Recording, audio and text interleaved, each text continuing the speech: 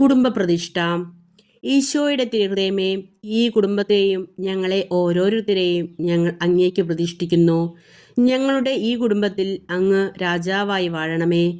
ഞങ്ങളുടെ പ്രവൃത്തികളെല്ലാം അങ്ങു തന്നെ നിയന്ത്രിക്കണമേ. ഞങ്ങളുടെ ഉദ്യമങ്ങളെല്ലാം ആശീർവദിക്കുകയും ഞങ്ങളുടെ സന്തോഷങ്ങൾ വിശദീകരിക്കുകയും സങ്കടങ്ങളിൽ ആശ്വാസം നൽകുകയും ചെയ്യണമേ. ഞങ്ങളിൽ ആരെങ്കിലും അങ്ങയെ ഉപദ്രവിക്കാനിടയായാൽ ഞങ്ങളോട് ക്ഷമിക്കണമേ.